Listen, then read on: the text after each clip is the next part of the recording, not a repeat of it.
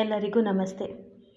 ನನ್ನ ಕತೆ ನಿಮ್ಮ ಜೊತೆ ಇಂತಿ ನಿಮ್ಮ ತೀರ್ಥಶಿವು ಎನ್ನುವ ನನ್ನ ಯೂಟ್ಯೂಬ್ ಚಾನಲ್ಗೆ ಹೃತ್ಪೂರ್ವಕ ಸ್ವಾಗತ. ನಾನು ನಿಮ್ಮ ತೀರ್ಥಶಿವು. ನಾನೇ ಬರೆದ ಹಿತವಾದ ಸಿಹಿಜ್ವಾಲೆ ಕಥೆಯ ಮುಂದುವರೆದ ಭಾಗವಿದು. ಲೇ ಹೆಂಡ್ತಿ, ಏನೇ ನಿನ್ನ ಕತೆ? ನೀನು ಈ ರೇಂಜ್ಗೆ ಫೇಮಸ್ ಆಗಿಬಿಟ್ಯಾ? ನನಗೆ ನಂಬೋಕೆ ಆಗ್ತಾ ಇಲ್ವಲ್ಲ. ಈ ಸಿನಿಮಾ ರಿಲೀಸ್ ಆದಮೇಲೆ ನೀನು ಲೇಡಿ ಸೂಪರ್ ಸ್ಟಾರ್ ಆದರೂ ಆಶ್ಚರ್ಯವಿಲ್ಲ ಬಿಡು.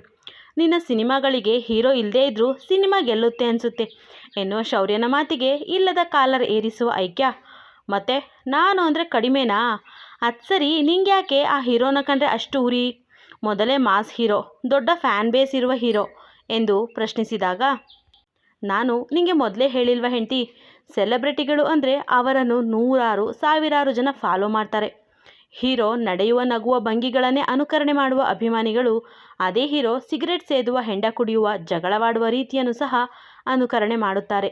ಒಟ್ಟಿನಲ್ಲಿ ಒಳ್ಳೆಯದು ಮತ್ತು ಕೆಟ್ಟದ್ದನ್ನು ಸಹ ಅನುಕರಣೆ ಮಾಡ್ತಾರೆ. ಅಂಥವರಿಗೆ ಇವರೆಲ್ಲ ಒಳ್ಳೆಯದನ್ನು ಹೇಳಿಕೊಡಬೇಕು. ಬಟ್ ಈ ಹೀರೋ ಹಾಗೆಲ್ಲ ಮಾಡಲ್ಲ. ತನ್ನ ಅಭಿಮಾನಿಗಳು ದಾರಿ ತಪ್ಪಿದಾಗ, ಅತಿರೇಕವಾಗಿ ವರ್ತಿಸಿದಾಗ ಅವರಿಗೆ ಸರಿಯಾಗಿ ಬುದ್ಧಿ ಹೇಳದೆ ಮತ್ತಷ್ಟು ಉತ್ತೇಜನ ಕೊಡ್ತಾನೆ.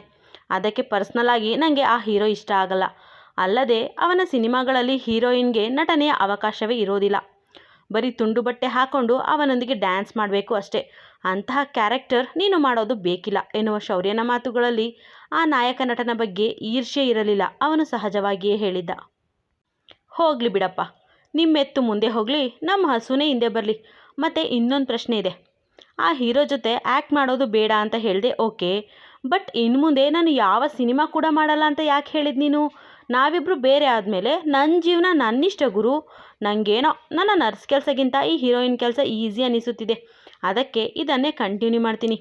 ತಲೆ ಮೇಲೆ ಛತ್ರಿ ಹಿಡಿಯಲು, ಗಾಳಿ ಬೀಸಲು, ಕುರ್ಚಿ ಹಾಕೋಕೆ, ಮೇಕಪ್ ಮಾಡೋಕೆ, ಒಟ್ಟಿನಲ್ಲಿ ಎಲ್ಲದಕ್ಕೂ ಅಸಿಸ್ಟೆಂಟ್ಗಳಿದ್ದಾರೆ. ಒಂಥರ ರಾಯಲ್ ಲೈಫ್ ಇದು. ಅದಕ್ಕೆ ನಾವಿಬ್ಬರು ಬೇರೆ ಆದಮೇಲೆ ನಾನು ಬೇರೆ ಬೇರೆ ಬ್ಯಾನರ್ಗಳಲ್ಲಿ ಆ್ಯಕ್ಟ್ ಮಾಡ್ತೀನಿ ಎಂದವಳಿಗೆ ಗೊತ್ತು. ನಗುತ್ತಿರುವ ಹುಡುಗ ಒಳಗೊಳಗೆ ಕುದಿಯುತ್ತಿದ್ದಾನೆ ಎಂದು. ಹೋ, ಹಾಗಾದರೆ ನೀನು ಮತ್ತೆ ಆ್ಯಕ್ಟಿಂಗ್ ಕಂಟಿನ್ಯೂ ಮಾಡ್ತೀಯಾ ಅಂತಾಯಿತು ಎಂದು ಪ್ರಶ್ನಿಸುವ ಶೌರ್ಯನಿಗೆ, ಅಫ್ಕೋರ್ಸ್, ನನ್ನ ಮನೆಯವರನ್ನು ಸಾಕಲು ನಾನು ಕೆಲಸ ಮಾಡಲೇಬೇಕಲ್ಲ. ನಾನೇನು ನಿನ್ನ ಹಾಗೆ ಚಿನ್ನದ ಸ್ಪೂನ್ನ ಬಾಯಲ್ಲಿ ಇಟ್ಟುಕೊಂಡು ಹುಟ್ಟಿಲ್ಲ. ನಾವು ದುಡಿದರೆ ಮಾತ್ರವೇ ನಮಗೆ ದುಡ್ಡು ಗುರು. ಅದಕ್ಕೆ ನಾನು ಆ್ಯಕ್ಟಿಂಗ್ ಮಾಡ್ತೀನಿ. 2-3 ವರ್ಷ ಹೀರೋಯಿನ್ ಆಗಿ ಸಿಕ್ಕ ಸಿನಿಮಾಗಳಲ್ಲಿ ಆಫರ್ ಬಂದ ಎಲ್ಲ ಭಾಷೆಯ ಹೀರೋಗಳ ಜೊತೆ ಆ್ಯಕ್ಟ್ ಮಾಡ್ತೀನಿ. ಕತೆ ಹೆಂಗಿದ್ರು ಓಕೆ. ಸುಮ್ಮನೆ ಆ್ಯಕ್ಟ್ ಮಾಡಿ ಚೆನ್ನಾಗಿ ದುಡ್ಡು ಮಾಡಿ ಆಮೇಲೆ ಯಾರಾದರೂ ದೊಡ್ಡ ಶ್ರೀಮಂತ ಫಾರಿನ್ ಬಿಸ್ನೆಸ್ ಮ್ಯಾನ್ನ ಮದುವೆ ಆಗಿ ಫಾರಿನ್ನಲ್ಲೇ ಸೆಟಲ್ ಆಗಿಬಿಡ್ತೀನಿ. ಹೆಂಗೆ ನನ್ನ ಐಡಿಯಾ ಎಂದು ಮತ್ತೆ ಅವನನ್ನು ಕೆಣಕುವ ಹೆಣ್ಣಿಗೆ ಕೋಪದಿಂದ ಅವನ ಕೇಳು ಮತ್ತು ಮುಖ ಕೆಂಪಾಗಿ ಅವನು ತನ್ನ ಕೋಪವನ್ನು ಅಡಗಿಸುವ ಪ್ರಯತ್ನ ಮಾಡುತ್ತಾ ಎಡಗೈ ಮುಷ್ಟಿಯನ್ನು ಬಿಗಿಯುತ್ತಾ ದವಡೆ ಕಡಿಯುವುದನ್ನು ನೋಡಲು ಬಹಳವೇ ಇಷ್ಟ. ಚೆನ್ನಾಗಿಲ್ಲ, ನಿನ್ನ ಐಡಿಯಾ ಸ್ವಲ್ಪವೂ ಚೆನ್ನಾಗಿಲ್ಲ. ಇದುವರೆಗೂ ಸಿನಿಮಾ ನಟನೆ ಅಂದರೆ ಇಷ್ಟವಿಲ್ಲ ಅಂತ ಹೇಳ್ತಾ ಇದ್ದೆ. ಈಗ ನೋಡಿದರೆ ಇಲ್ಲಿಯವರೆಗೂ ಯೋಚನೆ ಮಾಡಿದ್ದೀಯಾ?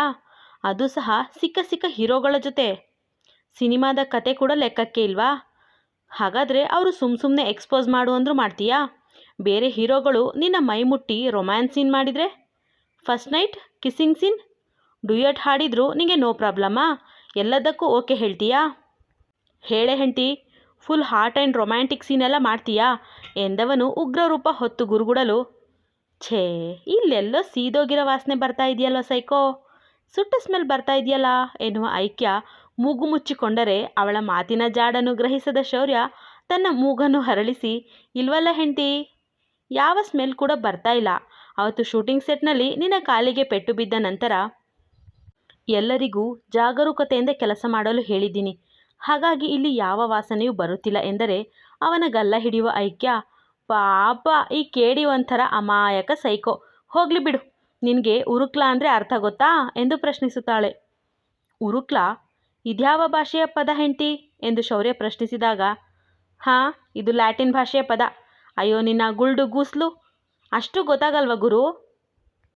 ಇದು ಕನ್ನಡ ಭಾಷೆಯಲ್ಲಿರುವ ಸುಂದರ ಪದ. ಅದಕ್ಕೆ ಹೇಳೋದು ಕರ್ನಾಟಕದಲ್ಲಿ ಇದ್ಮೇಲೆ ಕನ್ನಡ ಬೆಳೆಸಿ ಅಂತ. ಉರುಕ್ಲಾ ಅಂದರೆ ಒಳಗೊಳಗೆ ಕೋಪದಿಂದ, ಹೊಟ್ಟೆ ಕಿಚ್ಚಿಂದ, ಜಲಸಿಂದೆಲ್ಲ ಉರಿಯುತ್ತಿದ್ರೂ ಮೇಲ್ನೋಟಕ್ಕೆ ತುಟಿಗಳನ್ನು ಅರಳಿಸಿ ಸ್ಮೈಲ್ ಕೊಡುವವರಿಗೆ ಹೇಳೋದು. ನಾನೀಗ ಬೇರೆ ಹೀರೋಗಳ ಜೊತೆ ಆ್ಯಕ್ಟ್ ಮಾಡ್ತೀನಿ ಅಂತ ಹೇಳಿದಾಗ ನಿನಗೂ ಒಳಗೊಳಗೆ ಉರಿಯುತ್ತಿದ್ರೂ ನನಗೇನು ವ್ಯತ್ಯಾಸವೇ ಆಗಲ್ಲ. ಅನ್ನೋ ಹಾಗೆ ಕ್ಲೋಸಪ್ಗೆ ಅಡ್ವರ್ಟೈಸ್ ಕೊಡ್ತಾ ಇದೆಯಲ್ಲ, ನಿನ್ನಂಥವರಿಗೆ ಉರುಕ್ಲ ಅನ್ನೋದು. ಆದರೆ ನಿನಗೆ ಕನ್ನಡ ಕೂಡ ಬರಲ್ವಲ್ಲ ಗುರು, ದೊಡ್ಡ ವೇಸ್ಟ್ ಬಾಡಿ ನೀನು, ಇಲ್ಲೇ ಇರು, ನಾನು ಹೋಗಿ ಕೆಲಸ ಮಾಡ್ತೀನಿ ಎಂದು ಜೋರು ಮಾಡಿದ ಐಕ್ಯ ಮೇಲೆದ್ದರೆ ತಕ್ಷಣ ಅವಳ ಕೈ ಹಿಡಿಯುತ್ತಾನೆ ಶೌರ್ಯ. ಅವಳು ಪ್ರಶ್ನಾರ್ಥಕವಾಗಿ ಅವನತ್ತ ನೋಡಲು, ಲೇ ಹೆಂಡತಿ, ನಿಂತರ ಪಕ್ಕಾ ಲೋಕಲ್ ರೌಡಿ ಬಾಯ್ ಅಲ್ಲ ನಾನು, ಹಾಗಾಗಿ ಕೆಲವೊಂದು ಪದಗಳು ನನಗೆ ಅರ್ಥವೇ ಆಗಲ್ಲ. ನೀನು ಮಲಯಾಳಿ ಕುಟ್ಟಿಯಾದರೂ ಪಟಪಟನೆ ಕನ್ನಡ ಮಾತಾಡೋದೇ ಚಂದ. ಈಗ ನೀನು ಹೇಳಿ ಹೆಂಡತಿ, ಇಷ್ಟೊತ್ತು ನೀನು ನನಗೆ ಉರಿಸುವ ಸಲುವಾಗಿ ಹಾಗೆಲ್ಲ ಹೇಳಿದ್ದಾ? ಹಾಗಾದರೆ ನೀನು ನಿಜವಾಗಿಯೂ ಬೇರೆಯವರ ಸಿನಿಮಾಗಳಲ್ಲಿ ಆ್ಯಕ್ಟ್ ಮಾಡಲ್ಲ ತಾನೇ? ಬೇರೆ ಹೀರೋಗಳ ಜೊತೆ ಡ್ಯುಯೆಟ್ ಹಾಡಲ್ಲ ತಾನೇ ಎಂದು ಶೌರ್ಯ ಪ್ರಶ್ನಿಸಿದಾಗ, ಥೇಟ್ ಅವನ ಹಾಗೆಯೇ ಕೆನ್ನೆಯೊಳಗೆ ನಾಲಿಗೆ ತೂರಿಸಿ ನಗುವ ಐಕ್ಯ, ಅದೆಲ್ಲ ನನ್ನ ಪರ್ಸ್ನಲ್ ಕಣ್ರಿ ಗಂಡ ಅವರೇ, ಅದನ್ನೆಲ್ಲ ನಿಮಗೆ ಹೇಳಲ್ಲ. ಈಗ ಸದ್ಯಕ್ಕೆ ನೀವು ನನ್ನ ಗಂಡನ ಪೋಸ್ಟ್ನಲ್ಲಿ ಇದ್ದೀರಾ, ಇದನ್ನು ಹೀಗೆ ಕಂಟಿನ್ಯೂ ಮಾಡಿ ಸಾಕು, ಉಳಿದದ್ದು ಮುಂದೆ ನೋಡಿದರೆ ಆಯಿತು. ಇಬ್ಬರು ಇಲ್ಲೇ ಇರ್ತೀವಲ್ಲ ಗಂಡ ಅವರೇ, ಆಗ ನೀವೇ ನೋಡಬಹುದು. ನಾನು ಬೇರೆಯವರ ಜೊತೆ ಆ್ಯಕ್ಟ್ ಮಾಡುವುದನ್ನು ಕಂಡು ಚೆನ್ನಾಗಿ ಉರ್ಕೋತೀರ ಬಿಡಿ. ಹಾಗೆ ಎಕ್ಸ್ ಗಂಡ ಎನ್ನುವ ಸೆಳೆತಕ್ಕೆ ನಾನು ನಿಮಗೆ ಫ್ರೀ ಸೆಲ್ಫಿ ಕೊಡ್ತೀನಿ ಎಂದು ನಗುತ್ತಾ ಮುಂದೆ ಹೋಗಲು ನೋಡಿದರೆ, ಹಿಡಿದಿದ್ದ ಅವಳ ಕೈಯನ್ನು ಬಿಡದ ಶೌರ್ಯ ನೇರವಾಗಿ ಅವಳನ್ನು ಮೇಕಪ್ ರೂಮಿಗೆ ಕರೆದುಕೊಂಡು ಹೋಗಿ ಬಾಗಿಲು ಹಾಕಿದ್ದ. ಅವನು ಕೋಪದಲ್ಲಿ ಅವಳನ್ನೇ ನೋಡುವಾಗ, ಅಯ್ಯೋ ಕೇಳಿ ಬಡೆತ್ತದೆ, ನಿನ್ಗೇನು ಬಂದಿರೋದು? ಅಲ್ಲಿ ಎಲ್ಲರೂ ನಮ್ಮನ್ನೇ ನೋಡ್ತಾ ಇದ್ರಲ್ಲ, ನೀನು ನೋಡಿದರೆ ಈ ರೀತಿ ಎಳೆದುಕೊಂಡು ಬಂದು ಬಾಗಿಲು ಹಾಕ್ತಾ ಇದೆಯಾ? ಅವರೆಲ್ಲ ನಮ್ಮ ಬಗ್ಗೆ ಏನಂತ ಯೋಚನೆ ಮಾಡಲ್ಲ. ಅದರಲ್ಲೂ ಎಲ್ಲರೂ ನಿನ್ನನ್ನು ಕಿಂಗ್ ಆಫ್ ರೊಮ್ಯಾನ್ಸ್ ಅಂತಾರೆ ಗೊತ್ತಾ. ಮರ್ಯಾದೆಯಾಗಿ ಬಾಗಿಲು ತೆಗಿ, ಈಗ ನನ್ನ ಸೀನ್ ಶೂಟಿಂಗ್ ಇತ್ತು ಎಂದು ಐಕೆ ಜೋರು ಮಾಡಲು ನೋಡುವಾಗ, ನಿನ್ನ ಸೀನ್ ಇದ್ದರೆ ಅದನ್ನು ಕ್ಯಾನ್ಸಲ್ ಮಾಡಿ ಬೇರೆಯ ಸೀನ್ ಶೂಟಿಂಗ್ ಮಾಡ್ತಾರೆ ಬಿಡು. ಮೊದಲು ನಾನು ಕೇಳಿದ್ದಕ್ಕೆ ಉತ್ತರ ಕೊಡು, ನೀನು ನಿಜವಾಗಿಯೂ ಬೇರೆಯವರ ಜೊತೆ ಆ್ಯಕ್ಟಿಂಗ್ ಮಾಡ್ತೀಯಾ ಎಂದು ಶೌರ್ಯ ಎಂದೆಂದಿಗಿಂತ ಗಂಭೀರವಾಗಿ ಪ್ರಶ್ನಿಸಿದಾಗ ಅವನ ಮಾತಿನಲ್ಲಿ ಕೋಪವಿತ್ತು. ಸಾಲದಕ್ಕೆ ಅವಳನ್ನು ಬೇರೆಯವರ ಜೊತೆ ನಟಿಸಲು ಬಿಡುವುದಿಲ್ಲ ಎನ್ನುವ ಆಗ್ರಹವೂ ಇತ್ತು. ಅವನು ಅಷ್ಟರ ಮಟ್ಟಿಗೆ ಕೋಪಿಸಿಕೊಂಡು ಪ್ರಶ್ನಿಸಿದ ಮೇಲೆ ಇವಳು ಸುಮ್ಮನಿರಲು ಸಾಧ್ಯವೇ? ಅವನು ಸೇರು ಅಂದರೆ ಇವಳು ಅದಕ್ಕೆ ಆ್ಯಕ್ಟಿಂಗ್ ಮಾಡ್ತೀನಿ ಅಂತ ಆಗಲೇ ಹೇಳಿಲ್ವಾ ಗುರು ನಿಂಗೆ? ನಿನ್ನನ್ನು ಬಿಟ್ಟ ನಂತರ ನಾನು ಸಹ ನನ್ನ ಜೀವನವನ್ನು ನೋಡಿಕೊಳ್ಳೋದು ಬೇಡವಾ? ಮನೆಯಲ್ಲಿ ಕೂತ್ರೆ ದುಡ್ಡು ಬರುತ್ತಾ? ಈ ಫೀಲ್ಡ್ನಲ್ಲಿ ಜಸ್ಟ್ ಒಂದು ಸಿನಿಮಾ ಮಾಡಿದರೆ ಲಕ್ಷಗಟ್ಟಲೆ ದುಡ್ಡು ಸಿಗುತ್ತೆ, ಅದಕ್ಕೆ ಆ್ಯಕ್ಟ್ ಮಾಡೇ ಮಾಡ್ತೀನಿ. ಈಗ ನೀನು ಯಾವ ಹೀರೋ ಜೊತೆ ಆ್ಯಕ್ಟ್ ಮಾಡಬೇಡ ಅಂತ ಹೇಳಿದೆಯೋ ಅವನ ಜೊತೆ ಆ್ಯಕ್ಟಿಂಗ್ ಮಾಡ್ತೀನಿ. ಹಾಗೆ ಆಗಲೇ ಹೇಳಿದೆಯಲ್ಲ ಎಕ್ಸ್ಪೋಸ್ ಮಾಡಿಸುತ್ತಾರೆ ಅಂತ, ಅದನ್ನು ಸಹ ಮಾಡ್ತೀನಿ. ಆಮೇಲೆ first night scenes, romantic scenes, kissing scene ಎಲ್ಲನೂ ಮಾಡ್ತೀನಿ. ಡ್ಯುಯೆಟ್ ಕೂಡ ಹಾಡ್ತೀನಿ. ಏನಿವಾಗ ನಿನ್ಗೇನು ಕಷ್ಟ? ಅಲ್ಲೇನು ನಾವಿಬ್ಬರೇ ಇರ್ತೀವ, ಶೂಟಿಂಗ್ ಸೆಟ್ನಲ್ಲಿ ಎಷ್ಟೆಷ್ಟು ಜನ ಇರಲ್ವಾ ಎಂದವಳು ಅವನನ್ನು ಮತ್ತಷ್ಟು ಕೆಣಕಲು ನೋಡಿದರೆ, ಒಮ್ಮೆಲೆ ಅವಳ ಕೊರಳಗೆ ಕೈ ಹಾಕಿದ ಶೌರ್ಯ ರೋಷದಿಂದ ಅವಳನ್ನು ಗೋಡೆಗೆ ಒರಗಿಸಿದ್ದ. ಅವಳ ಮುಖದ ಸಮೀಪ ತನ್ನ ಮುಖವನ್ನು ತೆಗೆದುಕೊಂಡು ಹೋಗಿ, ಅದು ಹೇಗೆ ನೀನು ಬೇರೆಯವರಿಗೆ ಹೀರೋಯಿನ್ ಆಗ್ತೀಯಾ ಅಂತ ನಾನು ಕೂಡ ನೋಡಿಯೇ ಬಿಡ್ತೀನಿ ಕಣೆ. ಇದೇ ನಿನ್ನ ಕೊನೆಯ ಫಿಲಮ್ ಅಷ್ಟೇ, ಇನ್ನೆಂದೂ ನೀನು ಆ್ಯಕ್ಟ್ ಮಾಡೋದು ಬೇಕಿಲ್ಲ. ನೀನು ನನ್ನ ಹೀರೋಯಿನ್, ನನ್ನ ಹೆಂಡತಿ. ನಿನ್ನನ್ನು ಇನ್ನೊಬ್ಬರ ಜೊತೆ ನೋಡುವುದಕ್ಕೂ ನಾನು ಇಷ್ಟಪಡುವುದಿಲ್ಲ. ಅಂತಹದ್ರಲ್ಲಿ ಬೇರೆಯವರ ಜೊತೆ ಆ್ಯಕ್ಟಿಂಗ್ ನೆವರ್ ಹೆಂಡತಿ. ಈ ಸಿನಿಮಾದಲ್ಲೂ ಕೂಡ ನಿನಗೆ ಇಬ್ಬರು ಹೀರೋಗಳಿದ್ರೂ ಯಾರೊಬ್ಬರೂ ನಿನ್ನನ್ನು ಮುಟ್ಟುವ ಹಾಗಿಲ್ಲ. ನೀನು ಇಬ್ಬರನ್ನು ಇಷ್ಟಪಡುವುದಿಲ್ಲ, ಅವರಿಬ್ಬರು ನಿನ್ನನ್ನೇ ಇಷ್ಟಪಟ್ಟರೂ ನಿನ್ನದು ಏಕಾಂಗಿ ಬದುಕು ಎನ್ನುವ ಸ್ಕ್ರಿಪ್ಟ್ ಚೇಂಜ್ ಮಾಡಿದ್ದೆ ನಾನು. ಯಾಕಂದರೆ ಸಿನಿಮಾದಲ್ಲೂ ಕೂಡ ನೀನು ಬೇರೆಯವರಿಗೆ ಹೀರೋಯಿನ್ ಆಗುವುದು ನನಗೆ ಇಷ್ಟವಿಲ್ಲ. ನೀನು ನನ್ನ ಹೀರೋಯಿನ್, ನಾನು ನಿನ್ನ ವಿಲನ್ ಅಷ್ಟೇ ಎಂದು ಹಲ್ಲು ಕಚ್ಚಿ ಮಾತನಾಡುತ್ತಾನೆ ಶೌರ್ಯ. ಅದಾಗಲೇ ಕೋಪದಿಂದ ಅವನ ಮೂಗು, ಮುಖ, ಕಿವಿಗಳು ಕೆಂಪಾಗಿ ಹೋದರೆ ಇಂದು ಅವನ ಕಣ್ಣುಗಳು ಸಹ ಕೆಂಪಾಗಿ ಹೋಗಿತ್ತು. ಅಷ್ಟೇ ಅಲ್ಲದೆ ಅವನ ಮಾತಿನ ಜೊತೆಗೆ ಅವಳ ಕೊರಳ ಮೇಲಿನ ಹಿಡಿತ ಕೂಡ ಬಿಗಿಯಾದಾಗ ಅವಳಿಗೆ ಉಸಿರು ತೆಗೆದುಕೊಳ್ಳುವುದೇ ಕಷ್ಟವಾಗಿತ್ತು. ತಕ್ಷಣ ಅವನ ಹೊಟ್ಟೆಗೆ ಗುದ್ದುವ ಐಕ್ಯ, ಅಷ್ಟಾದರೂ ಅವನು ಅವಳನ್ನು ಬಿಡದೆ ಹೋದಾಗ ತನ್ನ ಮುಖದ ಅತೀ ಸಮೀಪವಿದ್ದ ಶೌರ್ಯನ ಉದ್ದದ ಮೂಗಿಗೆ ಮುತ್ತಿಡುತ್ತಾಳೆ. ತಕ್ಷಣ ಅವಳನ್ನು ಬಿಟ್ಟವನು ಅಚ್ಚರಿಯಿಂದ ತನ್ನ ಮೂಗನ್ನು ಮುಟ್ಟಿ ನೋಡಿಕೊಳ್ಳುವಾಗ ಜೋರು ಜೋರು ಶ್ವಾಸ ತೆಗೆದುಕೊಳ್ಳುವ ಐಕ್ಯ, ನೀನು ದೊಡ್ಡ ಸೈಕೋ ಅಂತ ಮತ್ತೆ ಮತ್ತೆ ಸಾಬೀತು ಮಾಡ್ತಾ ಇದೆಯಾ ನೋಡು. ನಾನೇನೋ ಬಾಯಿ ಮಾತಿಗೆ ಹೇಳಿದರೆ ನಿಂಗೆ ಈ ರೀತಿ ಕೆರಳಿ ಬಿಡುತ್ತೆ ಅಂತ ನನಗೇನು ಗೊತ್ತಿತ್ತು. ಇನ್ನೂ ಒಂದೆರಡು ನಿಮಿಷ ಆಗಿದ್ರೆ ನನ್ನ ಉಸಿರು ನಿಂತೇ ಹೋಗ್ತಾ ಇತ್ತೇನೋ. ಆಮೇಲೆ ನನ್ನ ಡೆಡ್ ಬಾಡಿ ಹತ್ರ ಹೆಂಡ್ತಿ ಅಂತ ಮಾತಾಡಬೇಕಿತ್ತು ನೀನು. ಅದೆಲ್ಲ ಸಾಯ್ಲಿ, ಅಷ್ಟು ಜೋರಾಗಿ ಹೊಟ್ಟೆಗೆ ಗುದ್ದಿದ್ರೂ ನನ್ನನ್ನು ಬಿಡದವನು ನೀನು. ಅದೇ ಮುತ್ತು ಕೊಟ್ಟ ಕೂಡಲೇ ಹೇಗೆ ಬಿಟ್ಟೆ ನೋಡು.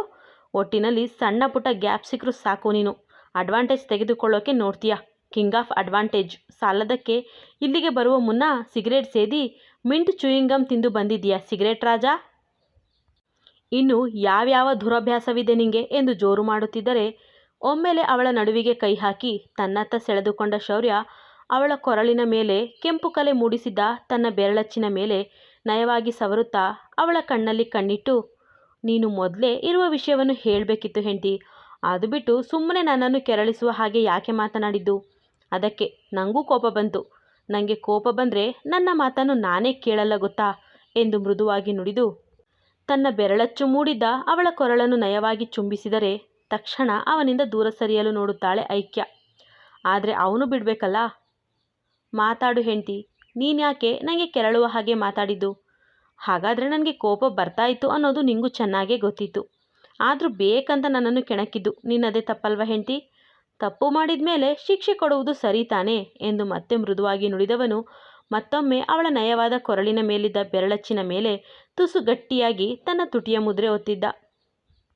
ನಾನೇನೋ ತಮಾಷೆ ಮಾಡಿದ್ದು, ಆದರೆ ಯಾರಿಗೆ ಗೊತ್ತಿತ್ತು ನಿಂಗೆ ಈ ರೀತಿ ಕೆರಳಿ ಬಿಡುತ್ತೆ ಅಂತ.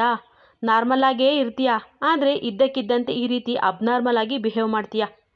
ಏನೋ ನಾನಾಗಿರುವುದಕ್ಕೆ ಎಲ್ಲವನ್ನು ಸಹಿಸಿಕೊಂಡು ಹೋಗ್ತಾ ಇದ್ದೀನಿ. ಅದೇ ಬೇರೆ ಯಾರಾದರೂ ಆಗಿದ್ರೆ ಇಷ್ಟು ಹೊತ್ತಿಗೆ ನಿಂಗೆ ಕೈ ಮುಗಿದು ಹೋಗಿಬಿಡ್ತಾಯಿದ್ರು.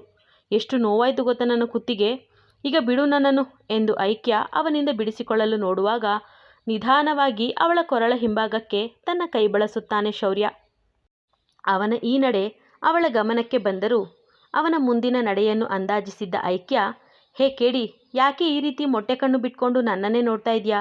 ನಾನು ಶೂಟಿಂಗ್ಗೆ ಹೋಗಬೇಕು ಬಿಡು, ಎಲ್ಲರೂ ಕಾಯ್ತಾ ಇರ್ತಾರೆ ಎಂದು ಅವನ ಕೈ ಸಡಿಲಿಸಿದರೆ ಒಮ್ಮೆಲೆ ಅವಳ ಕೊರಳನ್ನು ತನ್ನತ್ತ ಸೆಳೆಯುವ ಶೌರ್ಯ ಅವಳ ತುಟಿಗಳಿಗೆ ಚುಂಬಿಸಲು ನೋಡಿದರೆ ತಕ್ಷಣ ಅವನಿಂದ ದೂರ ಸರಿದ ಐಕ್ಯ ಹುಬ್ಬು ಹಾರಿಸಿ ನಗುತ್ತಾ, ಹೆಂಗೆ ನೀನು ನನ್ನ ಕೊರಳ ಸುತ್ತ ಕೈ ಹಾಕಿದಾಗಲೇ ಗೊತ್ತು ಇದೇ ರೀತಿ ಏನಾದರೂ ಮಾಡ್ತೀಯಾ ಅಂತ. ನಿನಗೆ ನನ್ನ ಲಿಪ್ಸ್ ಮೇಲಿರುವ ಮಚ್ಚೆ ಮೇಲೆ ಕಣ್ಣು ತಾನೇ? ಇದೇ ರೀತಿ ಈಗಾಗಲೇ ನನಗೆ ಯಾಮಾರಿಸಿದೀಯಾ ನೀನು. ಅದಕ್ಕೆ ನಿನಗಿಂತ ಮೊದಲೇ ಹುಷಾರಾಗಿದ್ದು ಕೇಳಿ, ಎಲ್ಲ ಸಮಯದಲ್ಲೂ ನೀನೇ ಗೆಲ್ಲುತ್ತೀಯಾ ಅಂತ ಯೋಚನೆ ಮಾಡಬೇಡ.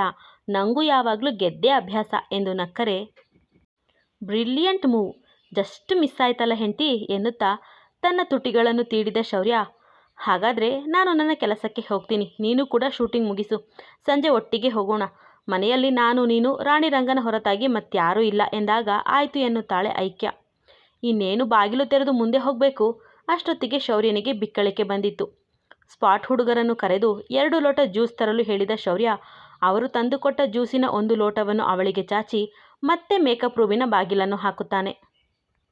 ಜ್ಯೂಸ್ ಕುಡಿಯೋದಕ್ಕೂ ಯಾಕೆ ಬಾಗಿಲು ಹಾಕಬೇಕು ಕೇಳಿ ಎಂದು ಪ್ರಶ್ನಿಸಿದ ಐಕ್ಯ 1 ಗುಟುಕು ಜ್ಯೂಸ್ ಕುಡಿದಾಗ ತನ್ನ ಲೋಟವನ್ನು ಅಲ್ಲಿಯೇ ಇಟ್ಟು ಬಿಕ್ಕಳಿಸುತ್ತಲೇ ಅವಳೆದುರು ನಿಲ್ಲುವ ಶೌರ್ಯ, ಹೆಂಡತಿ, ನನಗೊಂದು ಮ್ಯಾಜಿಕ್ ಗೊತ್ತು, ಅದನ್ನು ನಿನ್ನೆದುರು ಮಾಡಿ ತೋರಿಸ್ಲಾ? ಐ ಆಮ್ ಶೂರ್ ನಿಂಗೆ ಇಷ್ಟವಾಗುತ್ತೆ ಎಂದು ಕೇಳಿದಾಗ, ಓಹೋ, ನಿಂಗೆ ಮ್ಯಾಜಿಕ್ ಬೇರೆ ಬರುತ್ತಾ? ಸಕಲ ಕಲಾ ವಲ್ಲಭ ನೀನು. ಸರಿ, ಅದೇನು ಅಂತ ತೋರ್ಸಪ್ಪ ಗುರು, ನೋಡ್ತೀನಿ ಎನ್ನುವ ಐಕ್ಯ ಮತ್ತೊಂದು ಗುಟುಕು ಕುಡಿದಾಗ, ಏನಿಲ್ಲ ಹೆಂಡತಿ, ನೀನು ಬಾಯೊಳಗೆ ಜ್ಯೂಸ್ ತುಂಬಿಕೊಂಡು ನನ್ನ ಕಣ್ಣನ್ನೇ ನೋಡು. ಹಾಗೆ ನೀನು ನನ್ನನ್ನು ನೋಡುತ್ತಲೇ ಇರುವಾಗ ನನ್ನ ಬಾಯೊಳಗೆ ಆ ಜ್ಯೂಸ್ ಬರುತ್ತೆ ಎಂದ ಶೌರ್ಯನ ಮಾತಿಗೆ ತನ್ನ ಮೊಟ್ಟೆ ಕಣ್ಣುಗಳನ್ನು ಮತ್ತಷ್ಟು ಅರಳಿಸಿದ ಐಕ್ಯ, ಅದೇಗೆ ಸಾಧ್ಯ ಎಂದು ಪ್ರಶ್ನಿಸಿದರೆ, ಅದನ್ನೇ ಮ್ಯಾಜಿಕ್ ಅನ್ನೋದು ಹೆಂಡತಿ, ನೀನೀಗ ನಾನು ಹೇಳಿದಂತೆ ಮಾಡು ಎನ್ನುವ ಶೌರ್ಯ ಅವಳು ಬಾಯಿಯ ತುಂಬ ಜ್ಯೂಸ್ ತುಂಬಿಕೊಂಡು ಅವನನ್ನೇ ನೋಡುವಾಗ, ನಾನು 3 ಸಲ ರೆಪ್ಪೆ ಬಡಿತೀನಿ ಹೆಂಡತಿ, ನೀನು ಅದನ್ನೇ ಗಮನವಿಟ್ಟು ನೋಡಬೇಕು. 3ನೆಯ ಸಲ ರೆಪ್ಪೆ ಬಡಿದಾಗ ಜ್ಯೂಸ್ ನನ್ನ ಬಾಯಲ್ಲಿರುತ್ತದೆ ಎಂದಾಗ ಪುಟ್ಟ ಮಗುವೊಂದು ತನ್ನ ಟೀಚರ್ ಹೇಳಿಕೊಡುವ ಪಾಠವನ್ನು ಶ್ರದ್ಧೆಯಿಂದ ಕಲಿಯುವಾಗ ತಲೆ ಆಡಿಸುವ ಹಾಗೆ ತಲೆ ಆಡಿಸಿದ ಐಕ್ಯ ಅವನು ರೆಪ್ಪೆ ಬಡಿಯುವುದನ್ನೇ ಕಾಯುವಾಗ 2 ಸಲ ರೆಪ್ಪೆ ಬಡಿದ ಶೌರ್ಯ ಅವಳು ತದೇಕವಾಗಿ ತನ್ನನ್ನೇ ನೋಡುವಾಗ 3ನೇ ಸಲ ರೆಪ್ಪೆ ಬಡಿಯುವಂತೆ ಮಾಡಿ ನೇರವಾಗಿ ಅವಳ ತುಟಿಗೆ ತನ್ನ ತುಟಿ ಸೇರಿಸಿಬಿಟ್ಟಿದ್ದ. ಅಷ್ಟೇ, ಆ ಹುಡುಗಿಯ ಬಾಯೊಳಗಿದ್ದ ಜ್ಯೂಸ್ ಪೂರ್ತಿ ಅವನ ಬಾಯೊಳಗೆ ಹೋಗಿತ್ತು.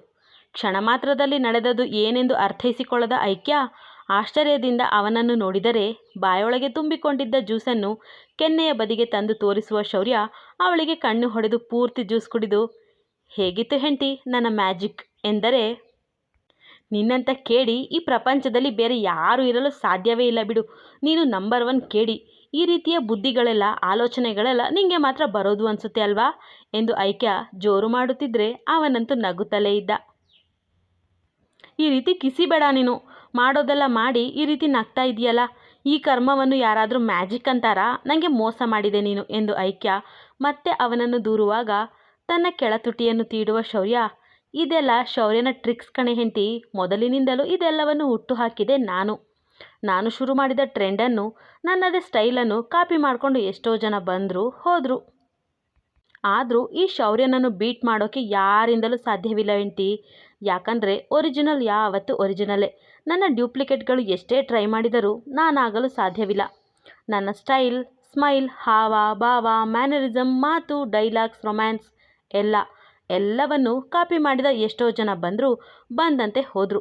ಆದರೂ ಎಲ್ಲರಿಗಿಂತ ಎತ್ತರದಲ್ಲಿ ನಿಲ್ಲೋನು ಈ ಶೌರ್ಯ ಮಾತ್ರ ಹೆಂಡತಿ ಎನ್ನುತ್ತಲೇ ತನ್ನ ಕುಡಿಮೀಸೆಯನ್ನು ತಿರುವಿದರೆ, ಅದೇನೋ ನಿಜ ಬಿಡು, ನಿನ್ನನ್ನು ಬೇರೆಯವರು ಕಾಪಿ ಮಾಡಬಹುದು ಅಷ್ಟೇ, ಆದರೆ ಯಾರಿಗೂ ಶೌರ್ಯನಾಗಲು ಸಾಧ್ಯವಿಲ್ಲ, ಈ ಶೌರ್ಯನನ್ನು ಬೀಟ್ ಮಾಡಲು ಸಾಧ್ಯವಿಲ್ಲ ಎಂದು ಮನದೊಳಗೆ ನುಡಿಯುತ್ತಾಳೆ ಐಕ್ಯ. ಕಥೆ ಮುಂದುವರಿಯುವುದು. ಎಂದಿನಂತೆ ನಿಮ್ಮ ಪ್ರೋತ್ಸಾಹದ ನಿರೀಕ್ಷೆಯಲ್ಲಿ. ಕಥೆ ಇಷ್ಟ ಆಗ್ತಿದ್ರೆ ಲೈಕ್ ಮಾಡಿ, ಕಮೆಂಟ್ ಮಾಡಿ, ಶೇರ್ ಮಾಡಿ. ಹಾಗೆ ಯಾರ್ಯಾರು ಇನ್ನೂ ನನ್ನ ಚಾನಲ್ಗೆ ಸಬ್ಸ್ಕ್ರೈಬ್ ಮಾಡ್ಕೊಂಡಿಲ್ವೋ ಅವರೆಲ್ಲ ಸಬ್ಸ್ಕ್ರೈಬ್ ಆಗಿ ಕತೆ ಕೇಳಿ. ಧನ್ಯವಾದಗಳು.